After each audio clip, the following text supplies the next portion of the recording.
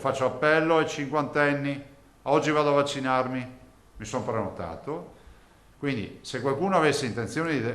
chi ha deciso di non vaccinarsi è chiusa lì, ma se qualcuno sta ancora pensando quando mi prenoterò, quando farò, lo faccia, perché vi avviso che da lunedì noi apriamo i quarantenni. Continua senza sosta la campagna vaccinale. Dopo i 40 anni, dice Zaia, valuteremo se allargare a tutti quelli che vogliono vaccinarsi. Poi su Pfizer spiega. Potrei dirvi anche un segreto, così qui tra quattro amici, che i vaccini che stiamo facendo virtualmente sono frutto dell'ingegnosità veneta che estrae 7 dosi dal flacone, quindi stiamo facendo la settima dose sostanzialmente. Un punto fermo per il Veneto arriva sulla questione del richiamo Pfizer. La casa farmaceutica chiede di mantenere l'intervallo di 21 giorni tra la prima e la seconda dose, ma il Veneto resta sulle indicazioni del Ministero e Comitato Tecnico Scientifico. C'è una circolare, 42 giorni.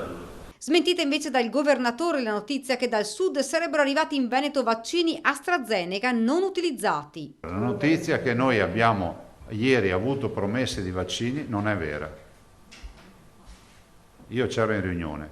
Sui vaccini sono in arrivo 28.380 Moderna, 171.990 Pfizer, mentre il 15 maggio arriveranno 12.012 Johnson Johnson, 29.300 Moderna e 23.600 AstraZeneca. Infine uno sguardo oltre il Covid e la conferma della data per l'inaugurazione del tratto più lungo della Pedemontana Veneta da Bassano a Montebelluna il prossimo 28 maggio. Sono 35 km da Bassano a Montebelluna, di fatto è il più grande lotto che apriamo, anzi sono più lotti messi assieme, e quindi di fatto tutto quel territorio per metà ormai inizia a respirare. Da Montebelluna si andrà a Bassano in 10 minuti, un quarto d'ora, non so quanto ci si metterà, un quarto d'ora saranno, un quarto d'ora, 20 minuti.